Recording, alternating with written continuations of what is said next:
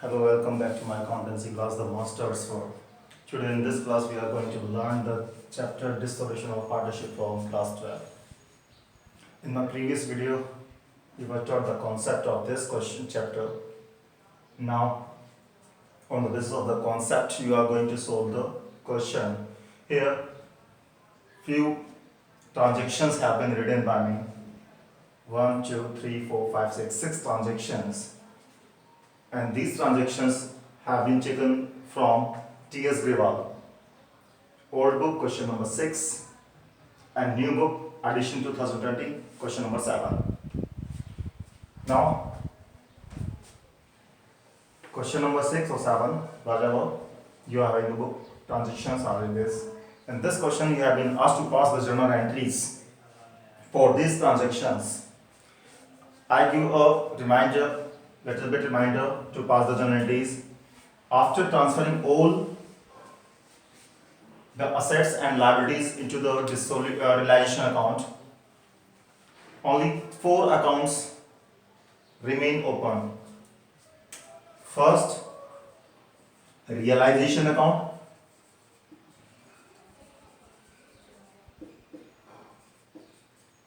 Second, partners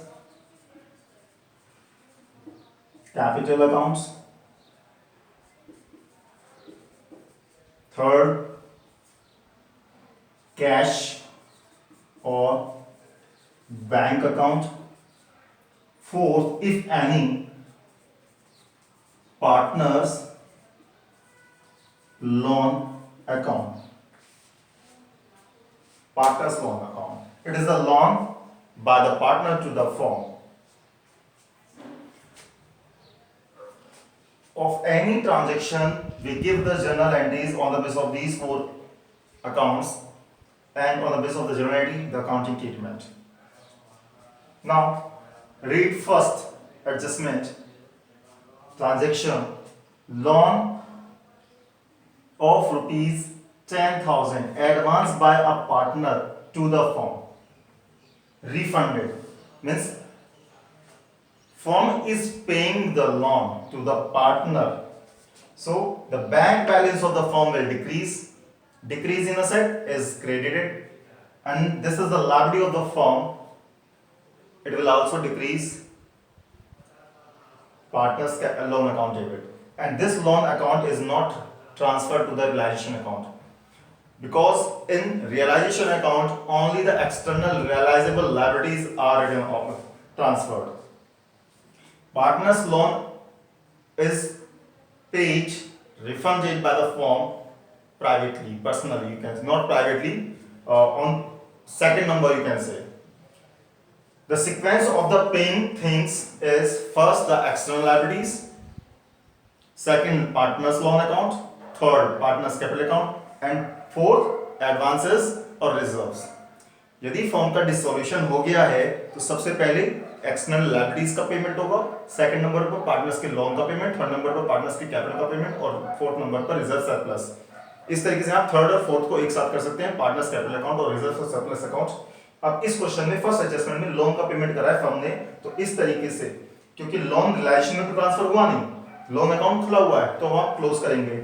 you will pass the journal entry for a partners loan account, that is nothing is written there, you can write here partners loan account to bank account. In very short you can write the narration, being the loan paid, being the partners loan paid, and the amount is written here 10,000. Next adjustment is X, a partner takes over an unrecorded asset. Partners, when any partner takes any unrecorded asset, it reduces the capital of the firm, partner. So partner's capital should be debited. B adjustment, X is capital account debit. It is the benefit of the firm, so realization account should be credited. अब आप देखेंगे इन्हीं के base पर, क्योंकि loan account तो आपने close कर दिया है, 3 अकाउंट्स आपके खुले हुए रह जाते हैं, रियलाइजेशन, पार्टनर्स कैपिटल और बैंक. इन्हीं के बेस पर आपकी किसी भी ट्रांजेक्शन का ट्रीटमेंट होता है। एक्स एक पार्टनर है जिसने अनरिकॉर्डेड एसेट ली है, तो ठीक है, पार्टनर की कैपिटल डेबिट कर देंगे, मींस कम कर देंगे, और फर्म का फायदा है, फायदे से रियलाइजेशन अकाउंट क्रेडिट होगा। तो एंट्री बनेगी partners capital account debit to realization account, to realization account. In very short, you can write the narration being the unrecorded assets taken by X. Now the amount is 3,300. Next, C. Undistributed. कोई balance होगा, कोई आपका debit balance था profit and loss account का, वो undistributed था, तो ये आपकी एक ऐसी एसेट नहीं है जो रियलाइज हो सके, इसे आपने बैलेंस शीट में ऐसे ही छोड़ा हुआ। और आप पुरानी पार्टनर्स के पुराने रेशियो में जितनी भी चीजें होती हैं वो राइट ऑफ करते हैं, ये आप पहले पढ़ चुके हैं। तो जो अनडिस्ट्रीब्यूटेड बैलेंस है डेबिट का, डेबिट मींस लॉस है पीएनएल के थ्रू, वो पार्टनर्स की कैपिटल को रिड्यूस कर देगा। एंट्री बनेगी आपकी, 3 पार्टनर्स हैं एक्स वाई जेड, तो X capital account debit, Y capital account debit, Z capital account debit. X capital account debit, Y capital account debit, जेड्स capital account debit to profit and loss account. Why we are crediting profit and loss account? क्योंकि ये debit balance था profit and loss account का, अब account close करना है आपको, तो उसे क्रेडिट करके, डेबिट बैलेंस था पीएनएल का, अब उसे क्रेडिट करके क्लोज कर देंगे, पीएनएल अकाउंट को क्रेडिट करके। और पार्टनर्स की कैपिटल डेबिट इसलिए कर दी, लॉस से इनकी कैपिटल कम हो जाती है। Total loss you have been given in the question 30,000 rupees.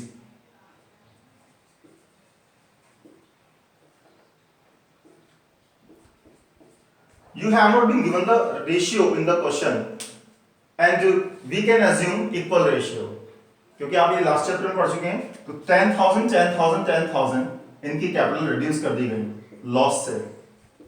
Next adjustment, assets of the firm realized at rupees 1,25,000। Stock है, ये आपका असेट है। whatever the assets are, you assume that you have already transferred to the realization account। जब आपने सारी assets realisation account में transfer कर दी, assets account close कर दिए, तो अब आपको कोई असेट अकाउंट ओपन नहीं करना, आपकी एंट्री इन्हीं के बेस पर बननी है। जैसे एसेट रियलाइज होंगी, आपका कैश या बैंक बैलेंस बढ़ेगा और रियलाइजेशन को क्रेडिट करना है। असेट डेबिट होगी, डी एडजस्टमेंट, कैश और bank account debit to realization account, either cash or bank, either cash or bank account debit to realization account। amount you have been given in the question 1,25,000। after that you can see next adjustment, why who undertakes to carry out the dissolution proceedings is paid। देखिए बेटा, मैं आपको बता दूं, मैंने अपनी last video में बताया था, इस पेड का मैं कह देता हूं कि ठीक है उसे पे कर दिया गया, तो एंट्री तो मैं तो ये बनाता हूं realization account debit to cash. कुछ बुक्स में आपको ये सॉल्यूशन मिल जाएगा, लेकिन आपको बताएं टीएस अग्रवाल में या किसी दूसरी बुक में आपको ये भी सॉल्यूशन हो सकता है, इज टू बी, यहां सेंस आ सकता है इज टू बी मींस उसे पे किया जाना है। और इस कंडीशन में आपका ट्रीटमेंट बनता है कि देखो खर्चा तो है, why who undertakes to carry out the dissolution proceedings is to be paid। To word नहीं है यहां पर क्वेश्चन में, बुक के अकॉर्डिंग लिखा हुआ है to be paid rupees this, यानी आपने एक पार्टनर को अपॉइंट किया है, वो डिसोल्यूशन का सारा आपका एक्टिविटीज लेगा और उसके बदले में फर्म उसको 2,000 रुपीज पे कर देंगे। ठीक है कि पे कर देंगे। इस कंडीशन में फर्म का एक्सपेंस है, फर्म का एक्सपेंस है तो रिलेशन को डेबिट करना है, और पार्टनर को यदि पे करना है, अभी पार्टनर को मिलना है तो पार्टनर की कैपिटल बढ़ाएंगे। तो एंट्री बनती है realization account debit to Y's capital account,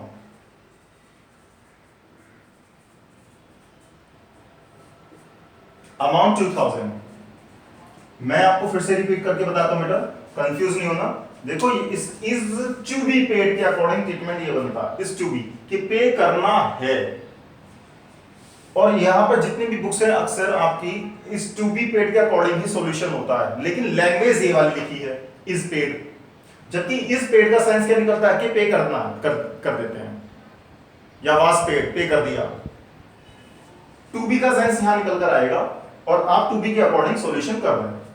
next, creditors are paid rupees 28,000 in full settlement of their account of rupees 30,000।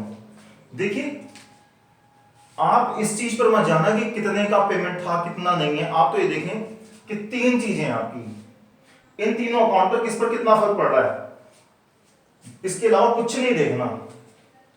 Creditors कितने के भी हों, आपने रिलायजेशन अकाउंट में ट्रांसफर कर दिए होंगे, पहले अकाउंट क्लोज कर दिया होगा क्रेडिटर्स का।